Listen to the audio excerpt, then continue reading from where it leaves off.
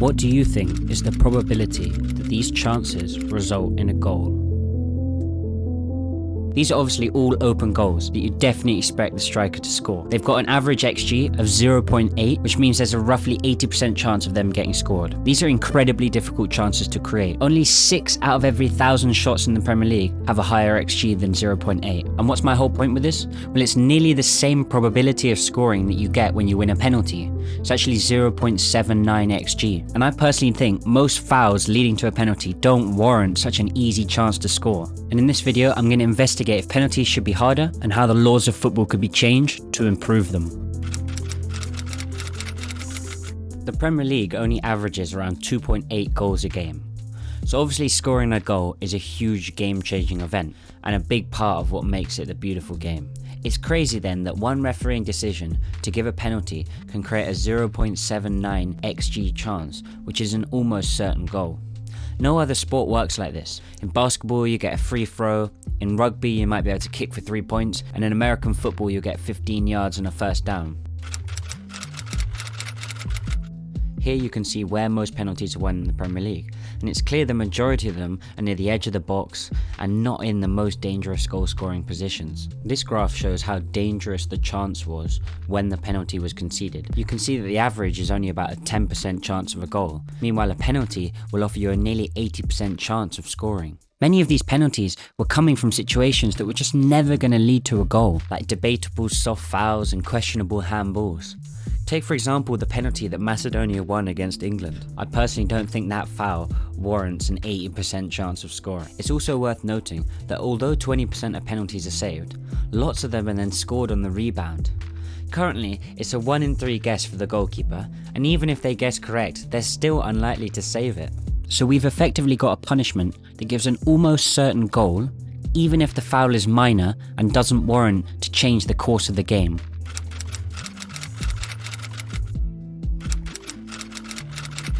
The Premier League could start by trying to reduce the amount of penalties that are given out.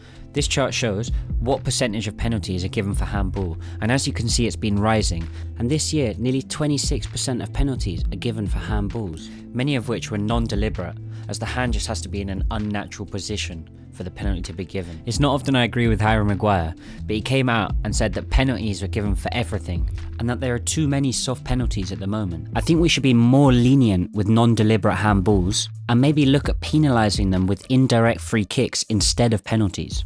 The referees also need to be harsher on diving for penalties, and perhaps VAR should intervene and give yellow cards for these offences. There's also the crazy idea of changing the size of the penalty area, but I think it's too much to ask for the lines to be redrawn on every football pitch around the world. In recent years, penalties have actually been getting easier to score, with VAR ensuring that goalkeepers have to stay on their lines, and FIFA's new rules that ban the goalkeepers from touching the post or trying to distract the penalty taker. I personally think we should be doing the opposite and making penalties harder to score so they aren't so much of a guaranteed goal. There are lots of ways this could be done. One potential idea is that the player that gets fouled has to then go and take the penalty, or at least the last player to touch the ball on the attacking team, with an exception if the player is injured. This would make it more exciting and also mean that it's not always the best penalty taker in the squad that's taken these penalties. Another idea is to stop the stuttered run-ups and ensure players can't pause or alter the speed of their approach to the ball as they're taking a penalty, like Lewandowski does to great success. Another idea that I like is implementing the ice hockey style penalty shootout that the MLS implemented back in the 90s. This led to a 45% success rate of penalties and would be a lot fairer reflection of how dangerous the fouls are that often cause penalties. We could also look at adjusting where the actual penalty kick is taken from. Perhaps it could be moved to 15 yards instead of 12 yards.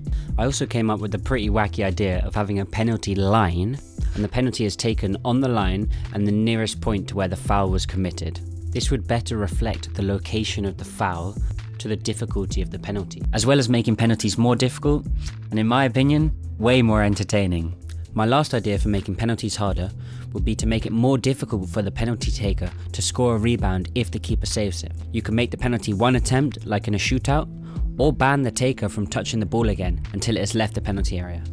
My little brother also suggested that we could potentially let the players run into the box as soon as the whistle blows, which will allow the defending team more chance to stop a rebound, which also forces the player to rush, which stops like feints, which makes the pen harder. If penalties weren't such a guaranteed goal, say there was a 50-50 chance of them being scored, we could then look at allowing the referees to give more penalties out, since they know it won't be such a guaranteed game-changing event. We could start penalising more fouls from defenders in the box, allowing strikers and attackers to have more time and space on the ball and score those beautiful goals that make the game so amazing to watch. You know, there's also the strong argument that perhaps we should just forget all of this and keep it the same. You know, football has had its rules for hundreds of years, and it still doesn't fail to produce amazing to watch games that are full of excitement. One strong argument is that if you give out less penalties or make them harder to score, you'll get less goals. And obviously goals make games so much more exciting. And penalties give smaller teams a chance at potentially scoring against a much better side with a little bit of luck from a handball or a call from the referee. Currently, defenders are incredibly careful in the box to make sure they don't concede those penalties. And perhaps if we tweak it too much, it could have a domino effect and make the game more boring to watch, which I definitely don't want. I think if there's anything to take from this video, I love the idea of making the player that wins the penalty take the penalty. I think that is such an easy rule change that would make the game way more exciting. And then I would also suggest that we ban stutter run-ups to try and give goalkeepers a better chance of saving. Hope you guys have enjoyed this video. Thanks for making it this far. I'm going to try and upload consistently on this channel over the next couple of months, diving into various different topics within football. So if you've enjoyed it, please leave a comment about your opinion in the comment section below, and subscribe if you want to be notified for future videos, and perhaps share it to somebody in one of your football group chats or whatever, if you feel like they would enjoy the video as well. Consider checking out the first video that I made that was all about refereeing and what the future of refereeing could look like. And yeah, peace out. Stay tuned for the next episode. Bye. Let's go. Another video done. 20% battery. Bye.